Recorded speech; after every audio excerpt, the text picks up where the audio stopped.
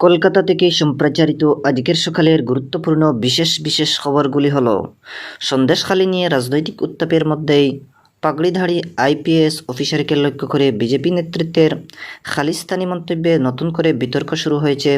অভিযোগ অস্বীকার করেছেন বিরোধী দলনেতা। এদিকে আদালতের হস্তক্ষেপে কাল সন্দেশখালি গিয়ে গ্রামবাসীদের সঙ্গে কথা বলেছেন শুভেন্দু অধিকারী। বৃন্দা কারাত কাল সন্দেশখালি যান। এদিকে রাজ্যপাল সিবি আনন্দ বোস কাল উত্তর দিনাজপুরের চোপড়ায় মাটি চাপা পড়ে মৃত 4 শিশুর পরিবারের সঙ্গে দেখা করেন। তাদের পাশে থাকার আশ্বাস দেন তিনি। এদিকে পশ্চিমবঙ্গ থেকে তৃণমূল কংগ্রেসের 4 এবং বিজেপির এক প্রার্থী রাজ্যসভায় বিনা প্রতিদ্বন্দ্বিতায় নির্বাচিত হয়েছেন। অপরদিকে বিশিষ্ট সঙ্গীত শিল্পী সরকার অসীমা মুখোপাধ্যায় প্রয়াত। এদিকে বাতাসে জলীয় বাষ্পের পরিমাণ বেড়ে যাওয়ায় রাজ্যের বিভিন্ন জেলায় ঝড়বৃষ্টি পূর্বাভাস দিয়েছে আবহাওয়া দপ্তর। এবারে শুনেন বিস্তারিত খবর। সন্দেশখালি নিয়ে উত্তপ্ত রাজনৈতিক পরিস্থিতির মধ্যেই পাগড়িধারী আইপিএস অফিসার যশপ্রীত সিং এর উদ্দেশ্যে বিজেপির নেতৃত্বের খালিস্তানি মন্তব্যে নতুন করে বিতর্ক শুরু হয়েছে।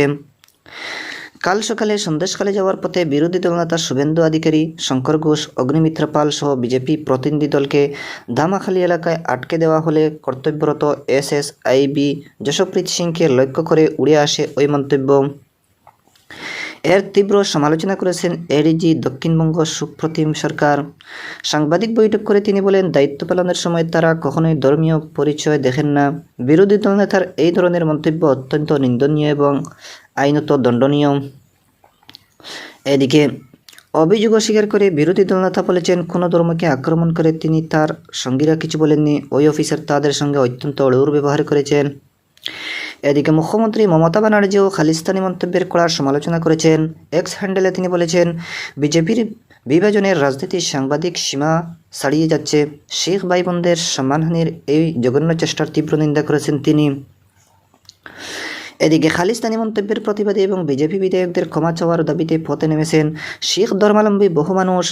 আসানসোল দক্ষিণের বিধায়ক অগ্নিমিত্রা পালের বাড়ির সামনে বিক্ষোভ দেখায় বার্নপুর গুরুদুয়ারা প্রবন্ধক কমিটি। কলকাতায় বিজেপির মুরলীধর সেন লেনের দফতরের সামনেও বিক্ষোভ দেখানো হয়। এদিকে 3 বারের চেষ্টায় শেষ পর্যন্ত কাল সন্দেশখালি যেতে পারলেন বিরোধী দলনেতা শুভেন্দু অধিকারী। কলকাতা হাইকোর্টের সিঙ্গল বেঞ্চ তাকে সন্দেশখালি যাওয়ার অনুমতি দিলেও রাজ্য সরকার তার বিরুদ্ধে ডিভিশন বেঞ্চের দ্বারস্থ হয়। প্রধানমন্ত্রী বিচারপতি টি.এস. শিবজ্ঞানম ও বিচারপতি হিরণময় ভট্টাচার্যের ডিভিশন বেঞ্চ জানায়, শুভেন্দু এবং আর এক বিজেপি বিধায়ক শঙ্কর ঘোষ সন্দেশখালি যেতে পারবেন। এদিকে শুভেন্দু পৌঁছানোর আগেই সকাল 9টা থেকে সন্দেশখালীর ধামাখালী ঘাট সহ 12টি জায়গায় নতুন করে 144 ধারা জারি করে প্রশাসন।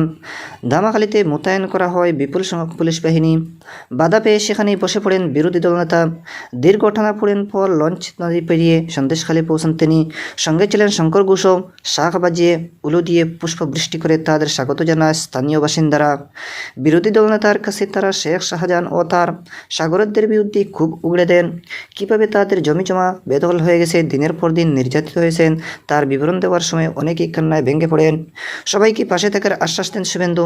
গ্রেফতার হওয়া বিজেপি নেতা বিকাশ সিং এর পরিবারের সঙ্গে কথা বলার পর তিনি জানান, অত্যাচারিত গ্রামবাসীদের সাহায্য করতে ওই এলাকায় সেবা শিবির খুলবেন তারা। এদিকে গণতান্ত্রিক মহিলা সমিতির নেত্রী সিপিআইএম পলিটুবিলু সদস্য বৃন্দা কারাত ও কিনিনিকা ঘোষও কাল সন্দেশখালী গিয়ে কথা বলেন স্থানীয় মহিলাদের সঙ্গে। বৃন্দা বলেন, তাদের আটকানোর জন্য পুলিশ প্রশাসন যে শক্তি প্রয়োগ করেছে তা যদি শেখ শাহজাহানকে ধরার জন্য করা হতো তাহলে এতদিনে গ্রেফতার হতো সে।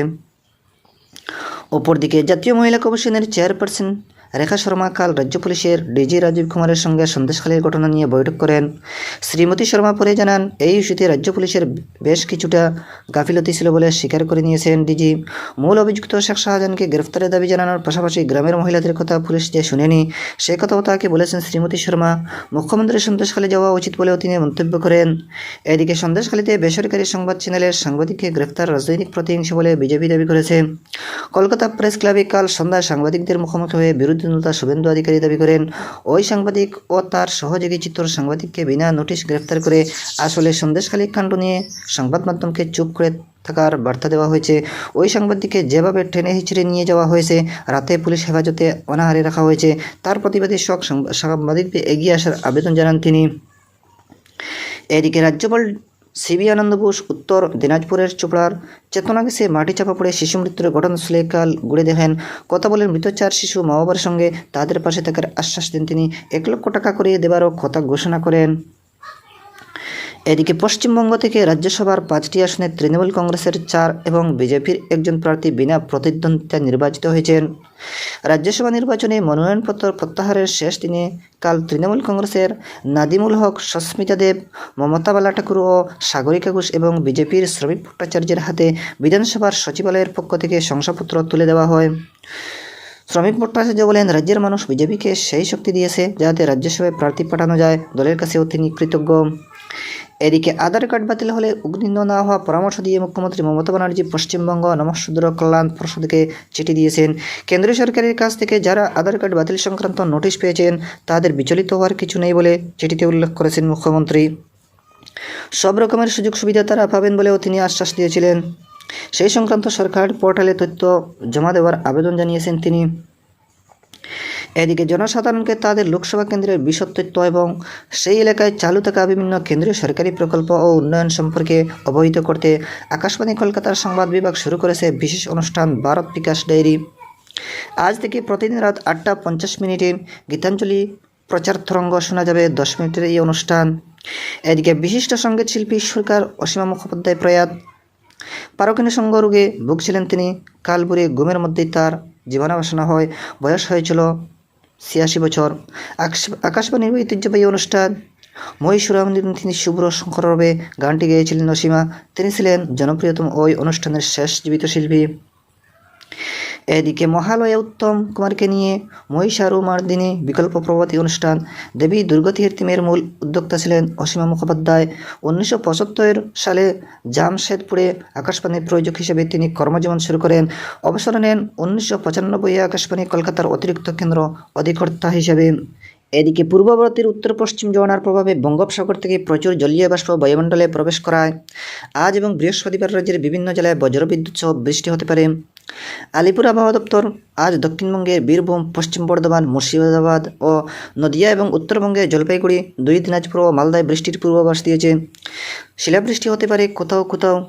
এদিকে বৃহস্পতিবার 40 থেকে 50 কিলোমিটার বেগে জোড়ো হওয়া এবং বজ্রবিদ্যুৎ সহ বৃষ্টির সম্ভাবনা রয়েছে বীরভূম, মুর্শিদাবাদ, নদিয়া, মালদা, জলপাইগুড়ি, দার্জিলিং, কোচবিহার এবং 2 দিনাজপুর জেলায়। দর্শক বন্ধুরা, আজকের সকালের গুরুত্বপূর্ণ বিশেষ খবর এখানেই সমাপ্তি।